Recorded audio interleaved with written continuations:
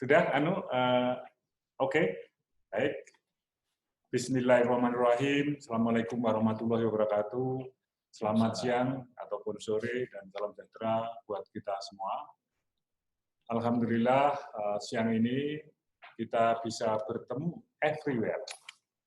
Kita bisa tetap bekerja dalam kondisi prihatin, dalam kondisi darurat terhadap tantangan yang diberikan ke kita, yaitu adanya virus corona 2019 yang sekarang di 2020 ini.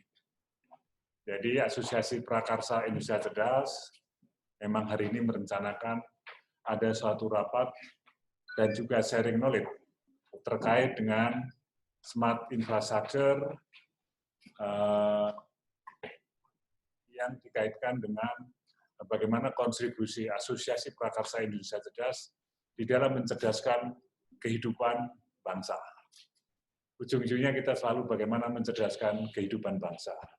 Mencerdaskan kehidupan bangsa itu adalah amanah dari pembukaan Undang-Undang 1945 sebagai enabler menjadi negara yang sejahtera, menjadi negara yang adil, menjadi negara yang damai.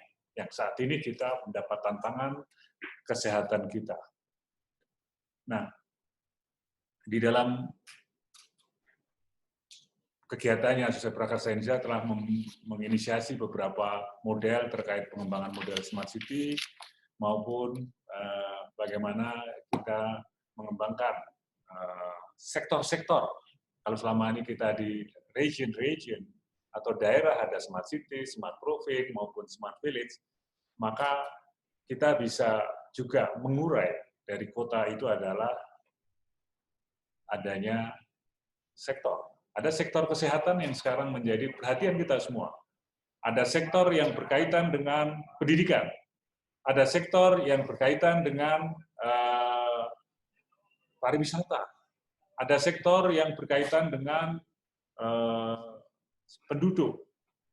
Nah, saat ini tantangan kita dalam menghadapi Corona 2019 ini, hampir semua terlibat. Bahkan kemarin sudah dimulai ada rapat kabinet dilakukan di kantornya masing-masing. Ada yang dari rumah barangkali. Kantor itu sekarang bisa di kantor pemerintahan, ada di kantor di rumah, ada di co-working space, dan sebagainya. Nah, Asosiasi Prakarsa Indonesia Cerdas terus mengupayakan suatu bentuk kontribusi di dalam menghantarkan masyarakat Indonesia, masyarakat cerdas. Nah, ini mungkin ada dua peserta, satu peserta yang belum anggota asosiasi, dan anggota yang menjadi pengurus yang nanti akan rapat pembahasan pada pukul 15.30 sampai 16.30. Untuk yang saat ini sampai jam 15 kita akan mendiskusikan terkait dengan infrastruktur cerdas. Apa itu infrastruktur cerdas? Nah, itu nanti kita bisa diskusi lebih lanjut. Yang pada intinya, kalau kita bicara infrastruktur perkotaan, akan bisa kita lihat dari berbagai macam. Baik itu infrastruktur dasar, maupun infrastruktur penunjang untuk menjadi kota yang lebih aman, nyaman, dan membahagiakan. Karena kemudahan kita dapat transport, jalannya lurus, mulus, dan sebagainya. Hari ini kita akan membahas mengenai smart infrastructure dengan narasumber satu, otoritas dan penggiat sekaligus karena menghasilkan kebijakan-kebijakan, menghasilkan implementasi-implementasi di dalam pengembangan Bina Marga di Jawa Barat dan tata ruang ya Pak ya. Jadi siang ini kita menghadirkan Bapak Kepala Dinas Bina Marga dan Tata Ruang Jawa Barat, bagaimana usaha-usaha Jawa Barat di dalam mengelola jalan provinsi maupun jalan yang terkait dengan jalan-jalan provinsi, maupun terkait dengan infrastruktur-infrastruktur pendukungnya. Bagaimana kalau jalannya di sampingnya ada tanah longsor, bagaimana kalau di sampingnya ada tanah-tanah yang kritis terhadap banjir, terhadap gempa, terhadap kekuatan-kekuatan yang lain. Nah, konsep smart city ataupun smart system adalah sensing, understanding, and acting. IoT, Big Data, AI sangat membantu di dalam membuat satu sistem yang lebih cerdas. Pak Kuswara sebagai kepala dinas sudah merencanakan pengembangan bagaimana pengelolaan Bina Marga ini dikelola dengan baik.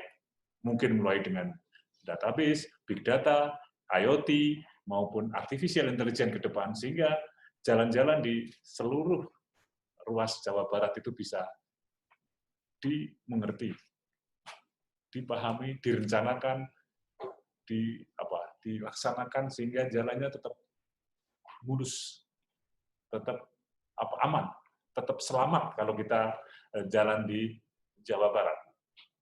Yang kedua nanti pembicaranya adalah salah satu akademi ya, peneliti dari Institut Teknologi Bandung, Dr. Fadil Muhammad, yang akan bicara mengenai bagaimana sih konsep smart system platform untuk suatu pengelolaan, untuk suatu sektor bidang jalan raya. Saya kira itu, nah nanti setelah itu kita ada rapat pengurus Asosiasi Prakarsa Indonesia Cerdas, bagaimana kita membantu bangsa itu untuk menyelesaikan persoalan yang sedang kita hadapi adalah krisis terhadap virus corona yang kita hadapi saat ini. Bisa bekerja di mana saja atau di rumah, bekerja di rumah, belajar di rumah, ibadah di rumah, yang tidak boleh mengurangi produktivitas kita dan kebahagiaan kita. Demikian, saya juga akan terima kasih kepada tuan rumah karena difasilitasi oleh Kepala Dinas Bina Marga Jawa Barat, Pak Kuswara, yang juga sebagai sekjen daripada Asosiasi Prakarsa Indonesia Cerdas. Untuk itu, waktu kami persilahkan kepada Bapak Kuswara untuk bisa menceritakan atau memaparkan apa-apa yang sedang direncanakan atau sedang dikembangkan di Jawa Barat terkait infrastruktur cerdas ini. Demikian, saya persilakan Pak Kuswara. Kami di sini juga menjaga jarak 1 meter, Pak.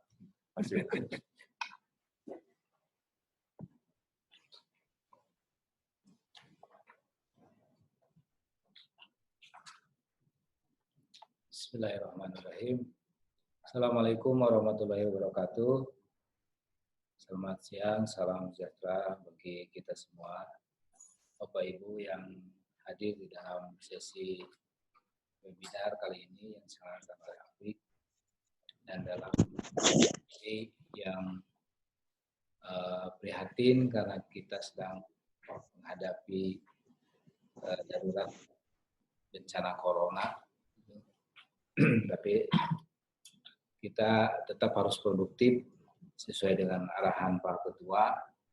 Jadi saya akan mencoba sharing tentang infrastruktur jalan di Jawa Barat dan rencana pengembangannya ke depan. Pertama yang akan saya sampaikan tentang kondisi dulu, jadi supaya memahami program yang dibuat itu berdasarkan kondisi yang terjadi di infrastruktur Jawa Barat. Kita punya 3 persoalan yang saya kelompokkan secara garis besar. Ya. Pertama, kondisi permukaan jalan. Di kondisi permukaan jalan ini hampir sama, saya kira di semua jalan di Indonesia, ya, daya tahan lapisan permukaan. Itu pasti jadi persoalan. Kemudian di Jawa Barat ini standar lebar jalannya 76%, itu tidak memenuhi kriteria ya. Jadi 76% jalan provinsi sepanjang kurang lebih 1.816 km itu di bawah 7 meter. Kemudian kita juga menghadapi titik rawan kecelakaan, ada 295 titik rawan kecelakaan. Ada rawan longsor 391 titik. Kemudian ada yang rawan banjir, ada 43 titik untuk jalan provinsi, dan kemacetan ada 191 titik.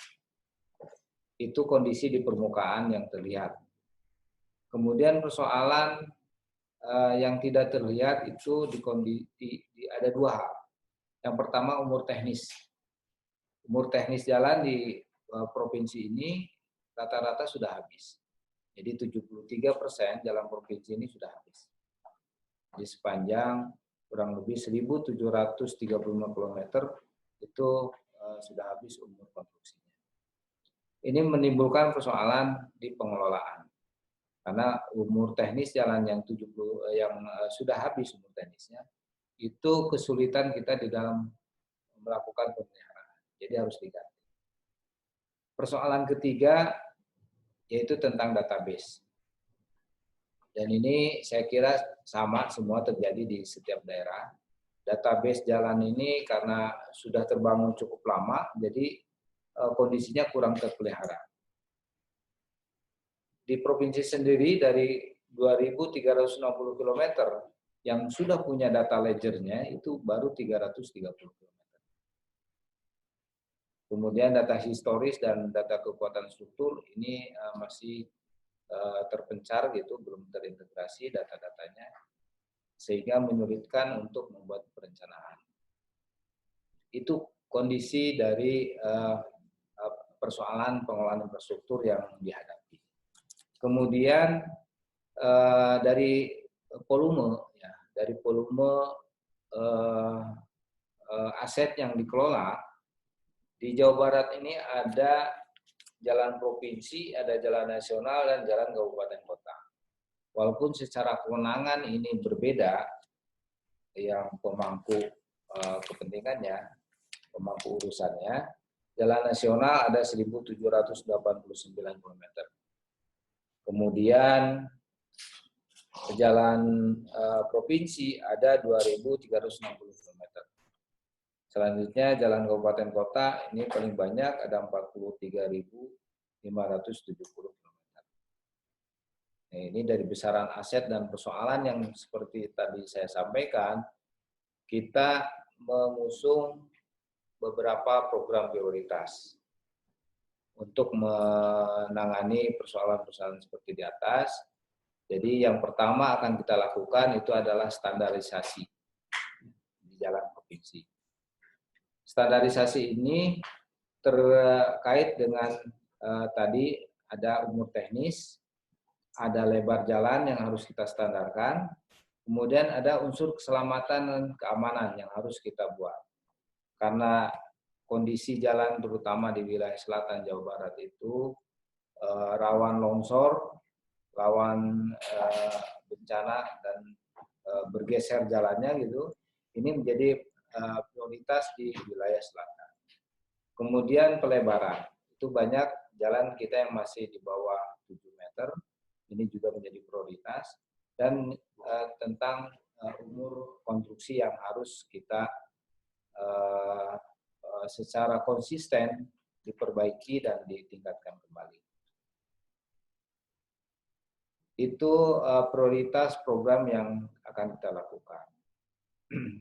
Kemudian karena kita juga punya indikator indikator kinerja yang harus dicapai sesuai dengan RPJMD, yaitu ada tentang kemantapan dan aksesibilitas. Kemudian ada konektivitas, ada 3 indikator yang harus kita selesaikan sebagai pengukuran kinerja kita. Maka ada beberapa program yang di luar aset yang kita miliki, seperti tadi saya sampaikan ada 2.360 km, kita harus meningkatkan aksesibilitas. Itu dengan kita harus membangun flyover, underpass, dan beberapa jalan yang menghubungkan 3 kriteria jalan yang tadi saya sampaikan, jalan nasional, jalan provinsi, dan jalan kabupaten. Nah, dari program prioritas tersebut, pengelolaannya ini yang disebut dengan SMART tadi ya. Jadi kriteria SMART yang kita terapkan di dalam pengelolaan infrastruktur itu mencakup ke program prioritas tadi, kemudian kita kelola dengan memanfaatkan teknologi dan sistem. ada 3 hal yang akan kita lakukan supaya program prioritas tadi bisa dapat dilakukan secara baik. Pertama, kita akan membangun data center Bina Marga. Ini sebagai jawaban dari persoalan data yang tadi saya sampaikan masih kurang terpelihara, kurang terbangun, dan masih tercecer gitu ya. Data center ini akan meliputi tentang ledger jalan, kemudian hasil survei secara periodik, kemudian data utilitas, data proyek-proyek, data kemacetan, data spasial, dan sebagainya yang berpengaruh terhadap infrastruktur. Kemudian yang kedua, kita akan melakukan integrasi proses kerja, mulai dari survei, kemudian desain teknis, kemudian program-program pelaksanaan di setiap bidang, di setiap UPTD, dan di setiap lab yang kita punyai. Nah, integrasi proses ini secara digital akan kita bangun dengan membuat beberapa lab. Ya, ada lab tentang manajemen konstruksi, ada lab teknis, dan ada lab tata ruang. Dengan membangun lab tersebut, kita akan coba integrasikan semua data yang ada di data center yang kita bangun dengan proses-proses pekerjaan yang selama ini dilakukan di Bina Marga. Kemudian kita juga akan melakukan dalam mewujudkan transparansi dan akuntabilitas, kita melanjutkan proses yang dilakukan oleh e-planning, e-budgeting, kemudian e-procurement gitu. Kita lanjutkan sampai pada proses pelaksanaannya di lapangan.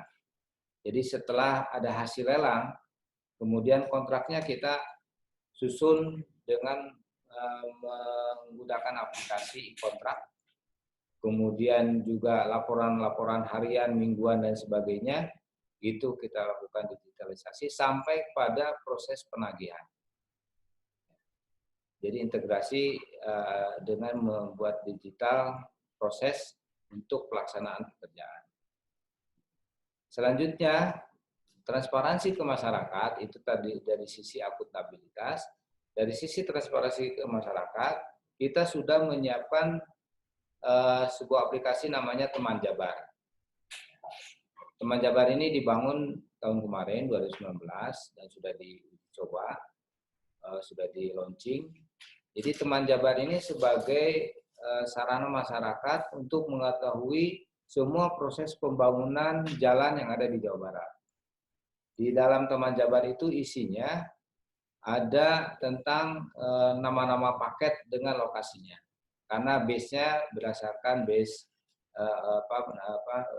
spasial base, peta ya. Kemudian di dalam Teman Jabar juga bisa dilihat progres dari setiap pekerjaan.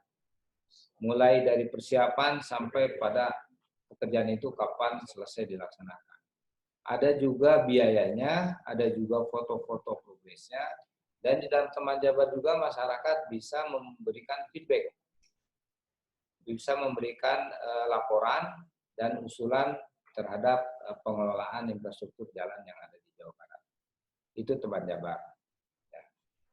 Kita akan perkuat Teman Jabar ini di 2020 dengan terkoneksi dengan berbagai hal yang mendukung terhadap informasi yang dalam pengelolaan infrastruktur. Selanjutnya yang kedua, ini aplikasi yang sifatnya internal. Kalau Teman Jabar itu sifatnya keluar, bisa diakses masyarakat dan terbuka. Di aplikasi internal kita membuat aplikasi yang namanya Tali Kuat Infrastruktur Jabar. Tali Kuat itu singkatan dari sistem kendali, kinerja mutu. dari kegiatan-kegiatan proyek pembangunan yang ada di Bina Marga. Di dalam aplikasi ini dipergunakan oleh semua pihak yang mengelola kegiatan, mulai dari PPK, kemudian pengawas, lanjut lagi kontraktor, konsultan, itu mengakses dari aplikasi ini. Mereka wajib mengisi aplikasi ini sebagai pengganti dari proses yang selama ini manual dilakukan. Misalnya laporan harian itu wajib diisi. Kalau nggak diisi di dalam aplikasi ini, mereka para rekanan ini nggak bisa melanjutkan ke proses selanjutnya. Jadi mendisiplinkan proses konstruksi supaya tepat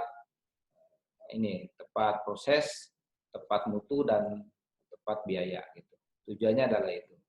Nah, dari aplikasi yang sifatnya internal ini kemudian nge-link kepada teman Jabar yang sifatnya terbuka buat masyarakat. Jadi teman Jabar itu inputnya adalah dari Talikuan. Kalau tahun kemarin teman Jabar inputnya masih secara manual. Kalau sekarang teman Jabar di 2020 itu akan langsung otomatis dari semua proses digital yang ada dilakukan di internal. Itu dua hal yang sedang kita kerjakan. Dan terakhir tadi tentang data center. Data center ini akan kita bangun sebagai pusat pengelolaan data dari keseluruhan informasi infrastruktur. Karena data tentang jalan itu tidak sederhana. Itu menyangkut berbagai aspek. Kalau kita pernah simulasi secara sederhana dalam kajian kita, itu lebih dari 13 layer data yang diperlukan untuk pengisian data center ini. Dan harus up to date. Jadi harus setiap saat kalau jalan itu dalam 1 tahun itu periodenya pasti berubah. Awal tahun, tengah tahun, akhir tahun itu pasti berubah. Tergantung cuaca dan tergantung juga intensitas pemakaian. Ini harus diupdate terus. Sehingga di dalam pengelolaan, perencanaan, dan pengelolaan selanjutnya, ini data-data bisa lebih akurat memberikan keputusan dalam kebijakan kita di dalam pengelolaan infrastruktur. Baik dalam perencanaan, budgeting, dan sebagainya. Gitu ya. Itu jadi saya sudah gambarkan tentang kondisi yang kita kelola di dalam infrastruktur Jabar. Kemudian persoalannya, tadi ada 3 persoalan ya. Persoalan di permukaan yang terlihat, kemudian persoalan umur teknis, dan persoalan data. Selanjutnya dari persoalan itu kita merumuskan program prioritas.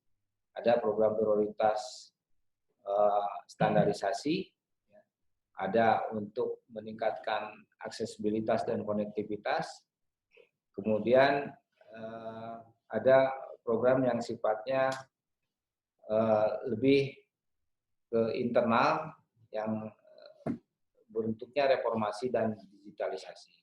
Nah, reformasi digitalisasi yang saya maksud di sini adalah sebagai pengolah dari program prioritas yang tadi saya sampaikan.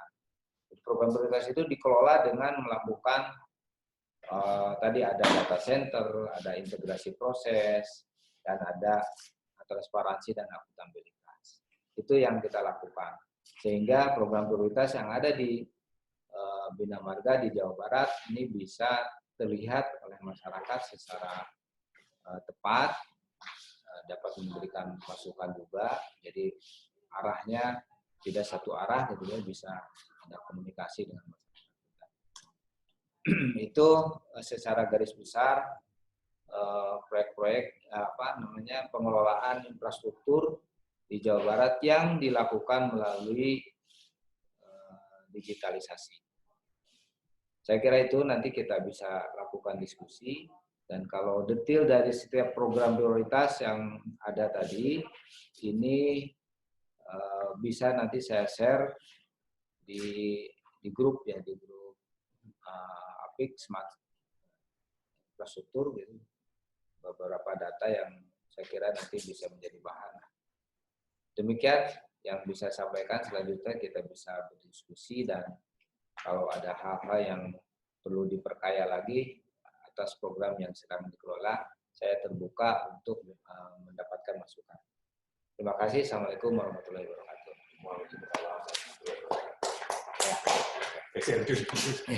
Satu meter. 1 meter lagi.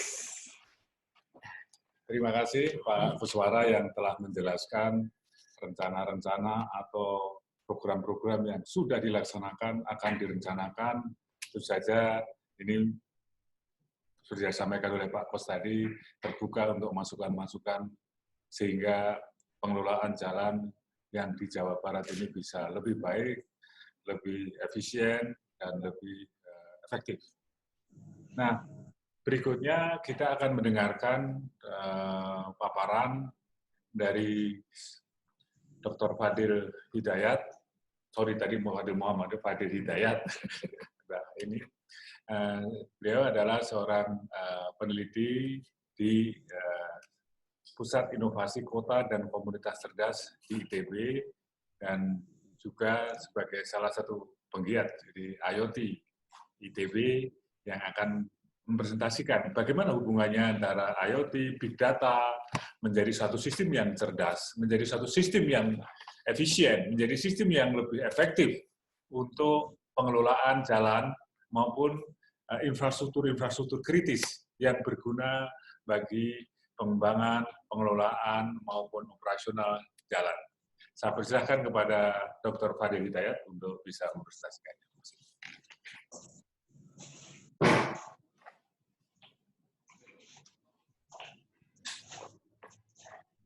Assalamualaikum warahmatullahi wabarakatuh. Waalaikumsalam. Bapak Ibu Pak Kuswara, Pak Suwono yang saya hormati, dan Bapak Ibu para pemirsa webinar, webinar Pak Zoom yang berbahagia di lokasinya masing-masing.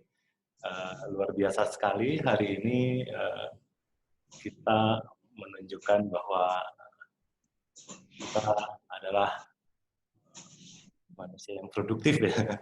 Meskipun suasana sedang ya harus lock out.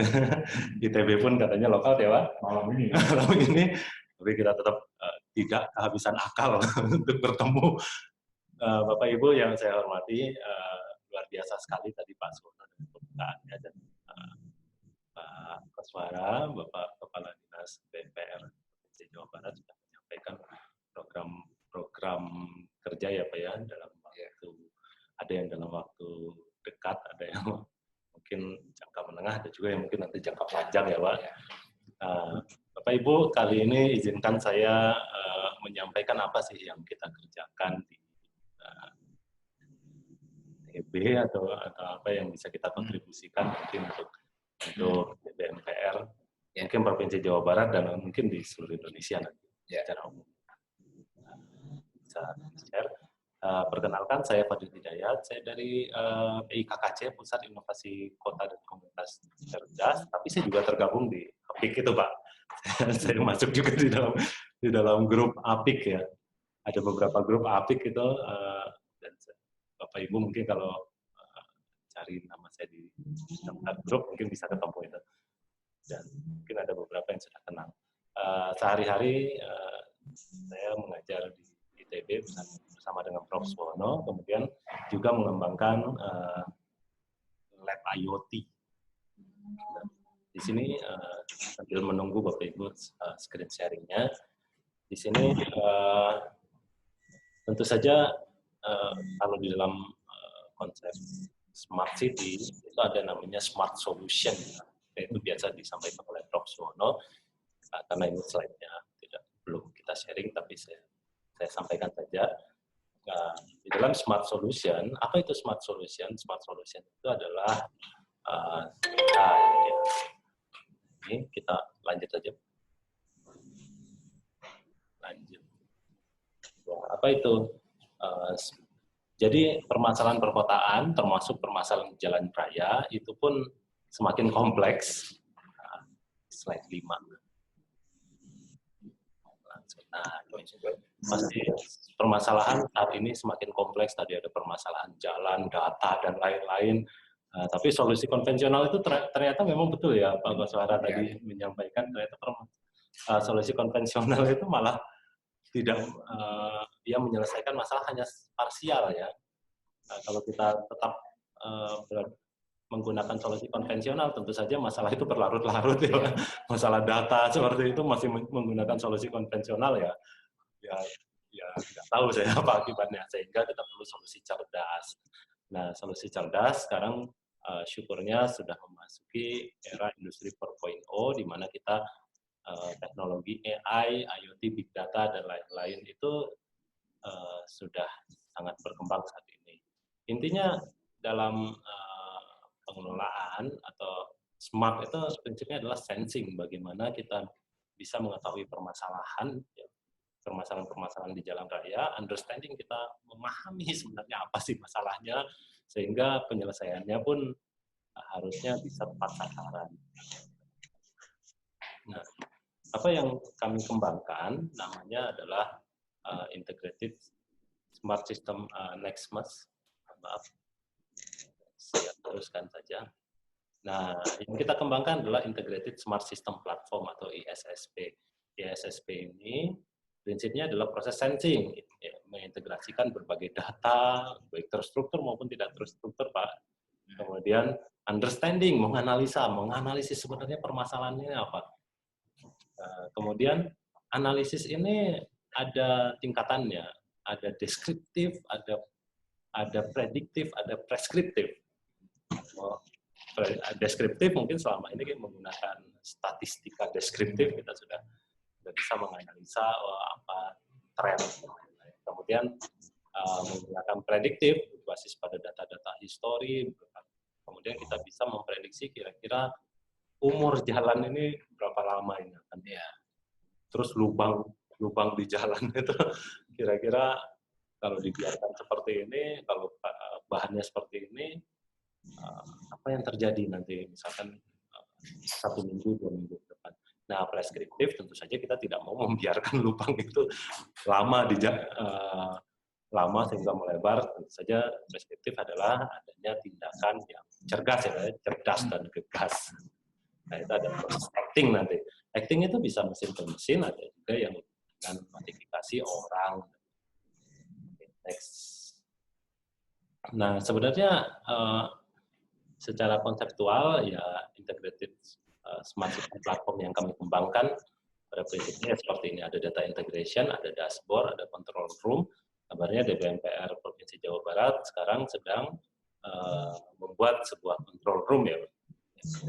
Ada sistem analitiknya. Nah, ini understanding-nya. Kalau tidak ada understanding-nya, hanya menampilkan saja ya kita hanya nonton control room nanti. Kemudian ada data bridging dan ada early warning. Nah, ini ada early warning, jangan dilupakan Bapak Ibu. Karena nanti kalau misalnya ada permasalahan yang misalkan mengakibatkan fatality, nah itu yang kita nggak mau, harusnya ada early warning. Prinsipnya seperti ini, nanti teknisnya kita bisa lanjutkan di diskusi yang ini. Next. Nah, intinya di dalam sistem yang kami kembangkan ada yang namanya Smart City Analytic. Smart City Analytic itu sebenarnya otak yang taruh di sistem ya. Itu sebenarnya berbasis pada ya pengalaman-pengalaman terdahulu, kemudian ada juga dari data-data yang memang kita ambil dari internasional ya, mungkin dari publikasi dan lain-lain. Kemudian kita buatkan modelnya, kemudian kita masukkan ke dalam, kalau nama produknya adalah, kalau di kita Pak, mohon maaf ini saya sampaikan, namanya City Core Pak. Kita adalah Smart City Analytic, tapi nama produk kita itu adalah City Core. City Core itu sebenarnya kita menanamkan berbagai model yang memang hasil dari riset, hasil dari memang kita ambil, dapat data, kemudian kita coba gitu, kita tanamkan di dalam City Core tersebut. Sehingga pimpinan tidak perlu ya sampai melototin operation room, tapi dia sudah langsung dikasih rekomendasi dari operation room tersebut. Nah, ini terus kami kembangkan. Next, ya. Nah, selanjutnya saya mencoba Bapak Ibu, saya mencoba kira-kira apa ya ISSP, fungsi ISSP ini untuk jalan raya. Sementara saya sampaikan dulu untuk pemantauan infrastruktur jalan raya, tapi nanti berikutnya mungkin kalau kita ada sesi sharing lagi, mungkin mudah-mudahan ini nanti berkembang. Apa itu fungsi pemantauan? Fungsi pemantauan kalau kami lihat, mungkin ini dari referensi yang sudah cukup lama ya, minimal ada 4, ketaatan, tindakan administrasi staf dan seterusnya itu harus sesuai dengan ketaatan. Kemudian ada pemeriksaan, jangan sampai tidak sesuai apa yang diterima pun sudah tidak valid. Nah, sehingga ketepatan pemasangan alat itu sangat penting itu untuk kita perhatikan. Next.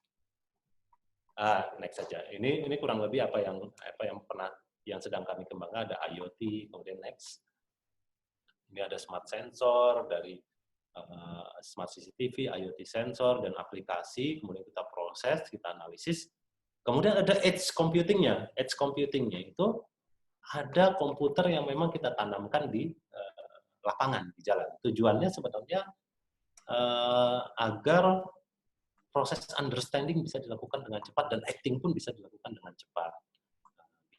Misalnya adalah untuk pengendalian lampu lalu lintas. Saya rasa bisa menggunakan edge computing supaya pada saat kondisi macet dia bisa memprediksi dengan cepat kapan ruas jalan itu akan macet, kemudian langsung memberikan notifikasi ke operation room dan seterusnya. Ada sosial media dan report, tentu saja reporting system dan peran aktif masyarakat itu sangat penting di sini. Next saja, terlalu teknis. Ini teknologi konektivitas yang bisa digunakan apapun. Ya, next. Nah, ini contoh visualisasinya. Next. Nah, ini contoh visualisasinya. Nah, kalau bisa visualisasinya memang skalanya adalah skala jalan. Jadi bukan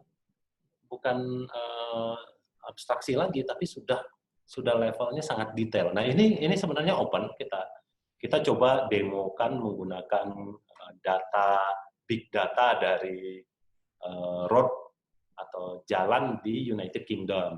Nah, harapannya Provinsi Jawa Barat pun memiliki hal yang sama, selengkap ini datanya. Sehingga kita bisa melakukan analisis sampai level peta.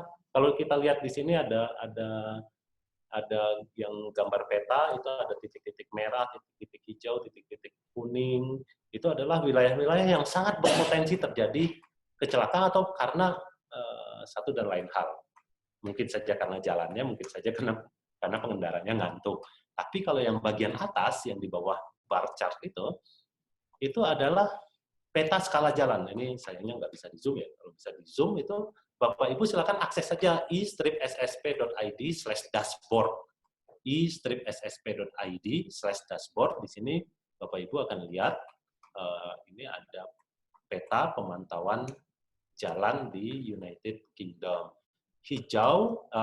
Biru itu berarti jalannya kondisinya normal, kemudian merah itu jalannya kondisinya berarti sudah tidak normal, sudah butuh penanganan lebih lanjut. Next. Ini drone tadi yang saya sampaikan, tentu saja drone pun harus memperhatikan keselamatan karena drone juga mesin ya. Ya, ini contoh drone monitoring. Kita bisa menggunakan drone dengan merek apapun ya, bahkan kita bisa create sendiri. Kita lakukan pemetaan menggunakan drone. Tentu saja karena ada keterbatasan baterai, jarak terbang dan seterusnya dan keselamatan, tentu saja kita pertama harus membuat rutenya terlebih dahulu. Apa strategi drone-nya? Jangan main terbangkan saja Bapak Ibu. Kalau main terbangkan saja ya berarti aspek keselamatannya tidak diperhatikan. Next. Nah, ini contoh drone mapping. Saat ini petanya sudah cukup baik tapi petanya masih skala grid mesh seperti itu, tidak detail memang. Nah, untuk mendetailkan tentu saja perlu analitik lebih lanjut. Next saja. Nah, ini contoh smart CCTV dan lain-lain. Mungkin saya rasa sisanya adalah hanya contoh-contoh saja. Kurang lebih itu idenya dari saya. Terima kasih atas atensinya. Saya kembalikan kepada Prof. Sono. Assalamualaikum warahmatullahi wabarakatuh. Waalaikumsalam. Baik, terima kasih. Jadi 14.50 kita akan ada diskusi kurang lebih 20 menit ya. Nanti ada istirahat untuk rapat apik mulai jam 3:30. Jadi kita ada waktu diskusi 20 menit, saya kira Pak Koswara telah memaparkan apa global view, global rencana dari tantangan-tantangan yang ada di Jawa Barat terkait pengelolaan jalan provinsi dan sesuai dengan apa-apa yang harus dijalankan. Pak Fadil telah menceritakan teknik-teknik ataupun framework dalam bagaimana mengelola suatu sistem dengan case jalan secara sensing, secara understanding, and acting. Itu yang disebut sebagai smart system platform. Sensingnya harus tepat. Bagaimana melihat jalan aspalnya masih bagus, apa di jembatan sana ada sesuatu yang ini. Nah, ini apakah selalu dipantau oleh orang yang bisa digantikan dengan IoT. Dalam proses konstruksinya pun bagaimana kualitasnya, bagaimana fungsi IoT melalui suatu mobile sensing, menggunakan drone, atau menggunakan gerobak, atau menggunakan kuda, atau menggunakan taksi, dan sebagainya. Sensible data, ini sekarang sebetulnya pokok persoalan. Processing data itu tinggal lebih, tapi begitu kita melihat bagaimana kita nge-track orang yang kena suspek corona, teman-teman di AI bisa melakukan, tapi ada datanya. Nah, datanya di mana? Data capturing inilah sebetulnya kita harus mulai bagaimana mendapatkan data yang tepat, akurat, sehingga analitiknya yang dilakukan di data center ataupun di cloud itu menjadi lebih tepat dan bergerak dengan cepat dan tepat sasaran, efisien, dan sebagainya. Untuk itu saya membuka kepada teman-teman untuk melakukan suatu pertanyaan atau komentar terkait dengan apa yang telah disampaikan oleh kedua pemateri tersebut. Ada ya pertanyaan-pertanyaan? Silakan. Ya. Halo. Halo. Assalamualaikum. Nama dan alamat, dari mana institusinya? Ya, saya Teddy dari Smart Energy dan Lingkungan, Bapak. Oh, Bapak Teddy, silakan. Iya. Selamat sore. Assalamualaikum warahmatullahi wabarakatuh. Waalaikumsalam. Terhormat Pak Koswara, Pak Kepala Dinas. Bekasi dulu rupanya ini ya. Itu guru saya, Prof. Sesepuh saya itu. Ya. Bekasi kehilangan beliau ke Jawa Barat nih, Prof. Waduh, kehilangan Pak. Kehilangan, betul. Baik, karena keterbatasan waktu, saya dari Smart Energy dan Lingkungan hanya sharing. Yang pertama adalah di Jawa Barat ini kan banyak sekali sungai yang melintas di jalan, Bapak. Kemudian di sana ada jembatan. Tadi kan di Pak Zainal ya, menyampaikan masalah kendala listrik di jalan-jalan.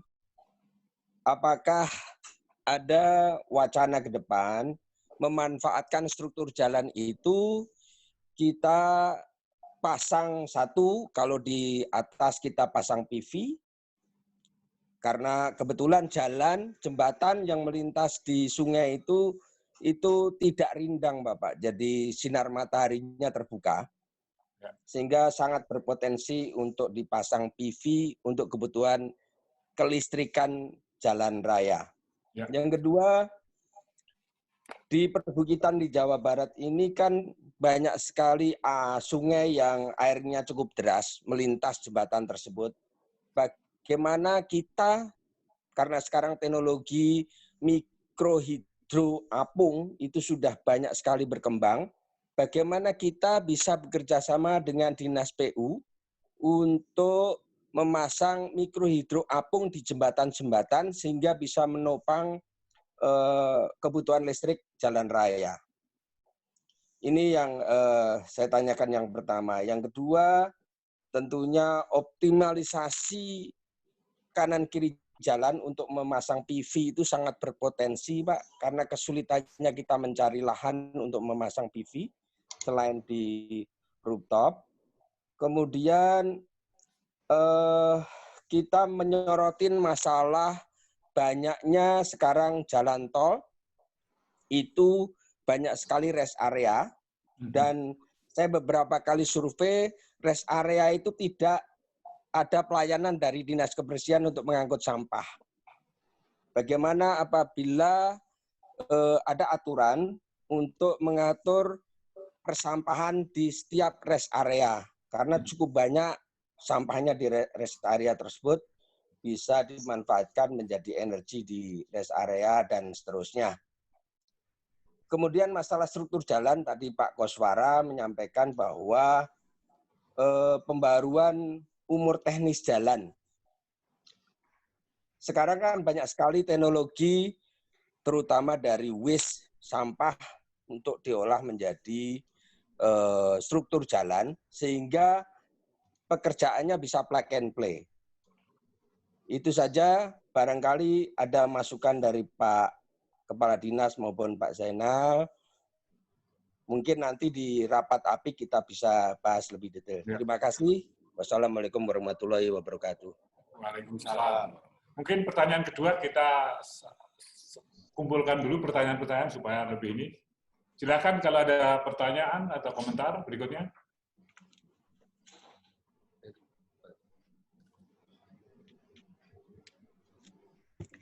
Ada yang tertulis ya? Nah, bacakan aja, silakan. Saya dulu nggak baca ya. WhatsApp saya. Ini ada pertanyaan secara tertulis WA dari saudara Nur Majid Setia Saputra. Bapak dari Lapan, mohon izin bertanya untuk kebutuhan data spasialnya seperti apa sebagai masukan dari Lapan. Oh, data spasial. Ya. Ada lagi? Mungkin yang pakai video atau mau pakai teks? Masih ada? Nah. Kemudian ini dari Pak Arief, mohon izin bertanya terkait dengan teman Jabar, selain data proyek-proyek di Dinas Bina Marga ini, apakah tersedia juga data kondisi jalannya? Terkait dengan data jaringan jalan provinsi, apakah ada sharing service-nya dari Dinas Bina Marga Provinsi, sehingga data tersebut bisa diakses oleh pihak lainnya, misal Kementerian PUPR sebagai pengelola jalan nasional? Pak Arief dari mana ya? Ada berikutnya? Sudah, jadi ada 3 pertanyaan Bapak, mungkin nanti Pak Kepala Dinas dan juga Pak Fadil bisa membantu merespon. Silakan Pak. Bisa dipilotin aja ya, kita bantu.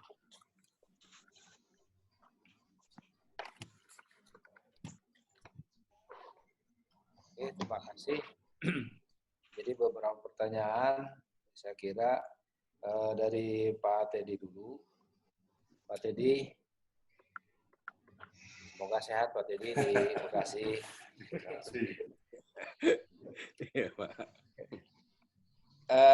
Saya setuju sekali Pak, ini ide tentang mikrohidro, terutama di Jabar Selatan Pak. Jadi Jabar Selatan ini kondisi jalannya kan banyak yang dari unsur keselamatan dan keamanannya banyak yang kurang Pak ya. Ada tebing, ada jurang gitu, dan itu perlu penerangan. Saya kira ini ide ini bisa dipakai, dan selain mikrohidro tentu tadi ide tentang penerangan dari solar cell juga saya kira bisa dimanfaatkan. Dan secara program masuk dalam standarisasi jalan yang tadi saya sampaikan, selain tentang masalah konstruksi fisik, juga tentang keselamatan dan keamanan. Nah, keselamatan keamanan ini kaitannya dengan PJU tadi. Kemudian tentang struktur jalan yang plug and play seperti di contohnya kemarin itu ya di Amsterdam kalau nggak salah ya Pak ya. Itu mungkin untuk kondisi di kita lebih banyak nanti dipakai ide yang tentang pemanfaatan dari plastik mungkin Pak ya.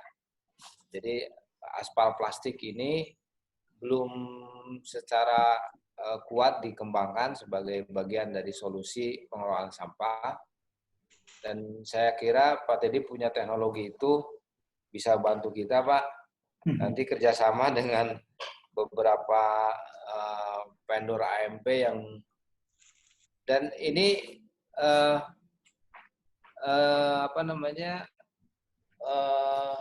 spesifikasinya kayaknya belum ini ya untuk jalan aspal jalan sampah ini, Pak. Aspal apa? Ya, Pak. Aspal plastik ya. Aspal plastik ini spesifikasinya belum disahkan oleh kementerian, dan kalau misalnya ini bisa kita inisiasi dari kompartemen infrastruktur dan energi, didorong ke kementerian sebagai sebuah solusi pengelolaan sampah ya menjadi bahan konstruksi jalan, saya kira ini bagus sekali, Pak. Jadi Bapak berangkat dari spesifikasi ininya dulu, teknisnya dimasukkan menjadi sebuah peraturan di kementerian, sehingga daerah-daerah bisa memakai secara tenang gitu, bahwa ini bisa dipakai gitu. Saya kira ini bagus, Pak, dan bisa ditindaklanjuti oleh kita bersama-sama lah ya, dari infrastruktur dan dari energi, supaya solusi sampah itu bukan hanya pada energi, waste to energy, tapi juga waste to infrastruktur gitu. Ya.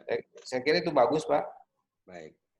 Kemudian yang rest area itu kaitannya dengan ini ya, dengan jalan-jalan nasional, jalan tol. Dan ini lebih banyak kebijakan internal di pengelola tol mungkin, Pak.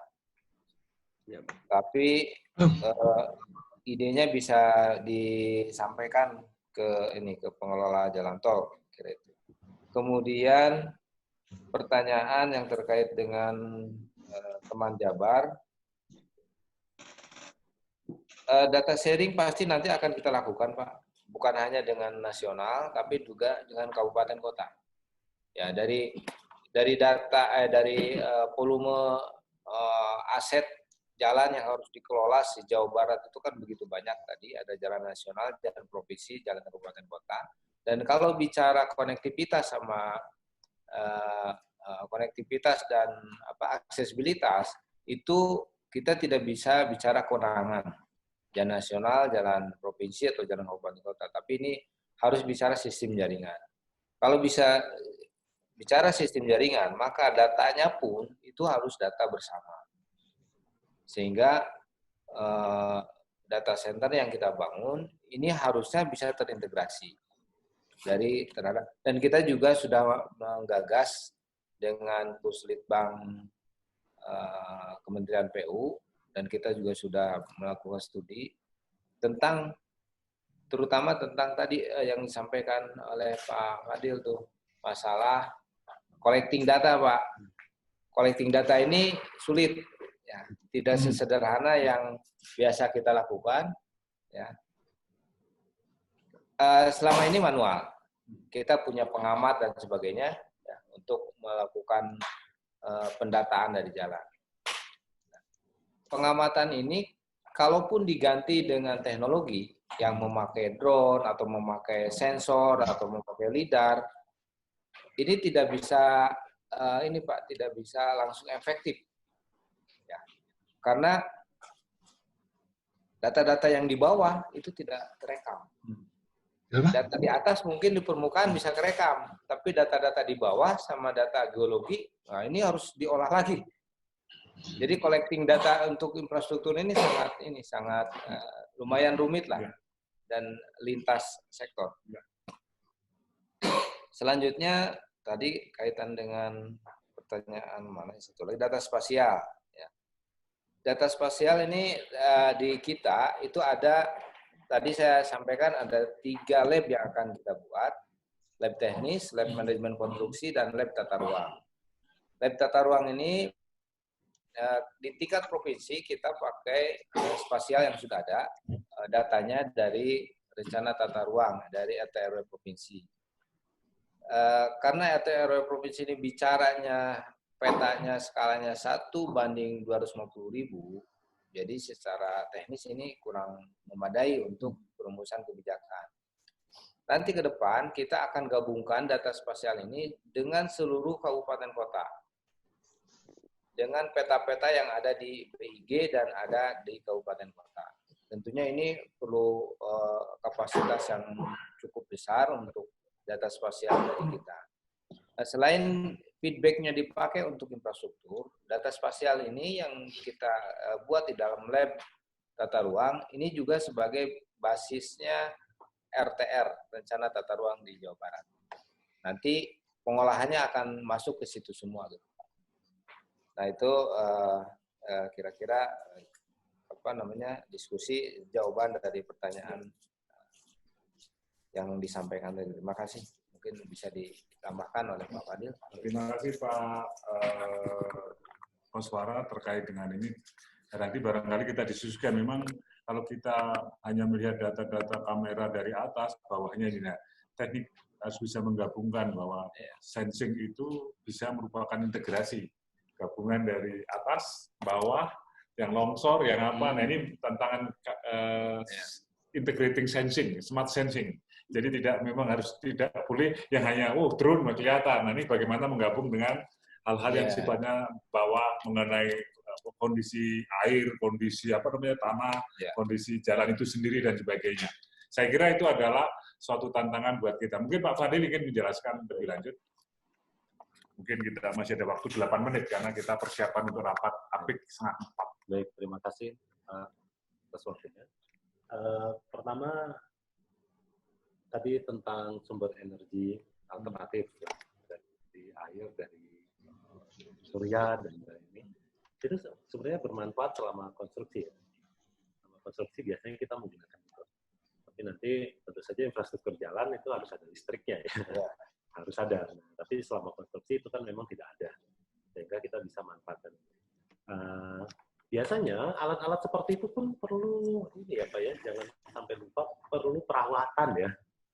Alat-alat seperti itu perlu perawatan, oleh karena itu tolong dipikirkan juga kalau misalkan kita mau pasang solar cell secara full, ya, dan hidroapung dan itu berarti kita perlu perawatan di sana yang paling penting. Nah itu sangat baik sekali Pak untuk sumber energi alternatif. Tentu saja paling lokasinya pun terbatas hanya di sekitar jembatan yang melintas di atas sungai, ya Pak. Nah sementara untuk wilayah lain tentu saja harus dipikirkan bagaimana sumber listrik yang utama misalkan dari PLN atau dari pembangkit di sekitar sana. Itu yang pertama. Memang kita menggunakan misalkan TV dan apa, tapi yang portable Pak, yang portable. Kalau hidroapung mungkin itu nanti mudah-mudahan bisa mulai manfaatkan. Ya. Kemudian tadi ada dari Pak Koswara permasalahannya adalah pemantauan material jalan ya Pak, yang di dalam itu kan material ya. Sebenarnya ada macam-macam ya sekarang teknologi material jalan itu aspal dan segala macam itu sudah ada. Tapi sejauh ini yang kami lakukan itu ya masih memang skala laboratorium Pak. Jadi memang dibangun kemudian dipasangkan kamera persis di vertikal di slice dari aspal itu, kemudian di treatment, dikasihkan air atau apa, kemudian dilihat pola keretakannya seperti itu. Tapi tidak menutup kemungkinan itu bisa diimplementasikan secara implementasi realnya ya Pak. Jadi nanti pada saat di sistem membangun sistem simoni ya, sistem monitoring atau apa kan itu harus difoto. Nah, harus ada standar bagaimana memfoto sebelum dicetak atau itu difoto dulu dari samping. Mana buktinya bahwa itu dikerjakan foto dari samping.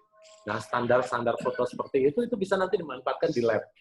Jadi dimasukkan ke lab kalau misalkan seperti ini, ketebalan skalanya seperti ini, itu bisa dianalisis di lab. Nah, analisisnya seperti apa? Nah, kita kan punya data-data laboratorium yang hasil slice yang memang direkayasa ya Pak.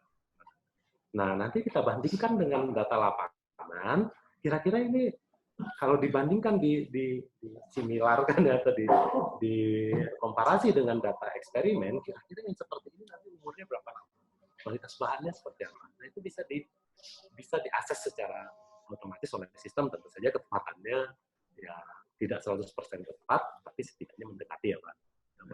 Nah, yang kedua, tadi ada aspal plastik dan bahan konstruksi jalan. Ya, sebenarnya permasalahan utamanya adalah izin lingkungan ya Pak. Selalu itu. Sekarang aspal ada dan beton misalkan ada menggunakan fly ash. Fly ash takutnya beracun, nanti kena air hujan, kemudian masuk ke ladang, kemudian ladangnya jadi beracun. Nah, itu yang jadi masalah. Nah, sebenarnya ada yang mengatakan bahwa bahan-bahan itu tidak beracun. Bahkan ada yang pakai bakteri, Pak.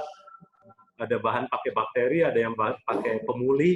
Jadi kalau beton itu atau aspal itu retak, kemudian dia bisa pulih sendiri dengan cara disiram-siram. Gitu. Disiram-siram pakai air comberan. Nah, yang seperti itu nanti dia pulih sendiri selama 21 hari. Tapi kan jalan tidak bisa menunggu 21 hari. Nah, yang seperti itu banyak sekali teknologi, tapi masalahnya nanti pada lingkungan. Tentu saja lingkungan. Tapi itu karena nanti mungkin ada orang dari teknik lingkungan yang bisa bicara tentang teknologi seperti itu. Kemudian mungkin yang lain tidak semuanya akan saya jawab. Dari Pak Nur Bajid dari LAPAN, Pak, kebutuhan data spasial dari LAPAN, tentu saja nanti peta ya Pak, peta yang paling penting. Standar petanya yang harus kita sepakati. Karena ya, jalan nanti tiba-tiba ada jalan yang dibangun oleh orang sendiri gitu ya, tiba-tiba ada perlintasan apa di sana atau ada rumah atau ada toko di atas jalan. Nah, itu kan harus jelas itu. Nanti mungkin apakah kapan bisa melihat kira-kira dari atas sana, dari satelit sana, kira-kira nanti kondisi jalan wilayah di sekitar jalan provinsi itu seperti apa. Dan kita bisa menggunakan standar peta. Kemudian apakah sharing? Kami berharap sih adanya open data ya. Open data, mudah-mudahan DPMPR Jawa Barat itu pertama mengeluarkan open data dan nanti diikuti oleh provinsi yang lain, dan tentu saja ITB, kami ITB dan SCCIC pun ya bisa membantu menganalisis data yang diperoleh dari DPMPR Jabar, kemudian muncul servis-servis baru yang kira-kira nanti ya bisa menjadi startup baru.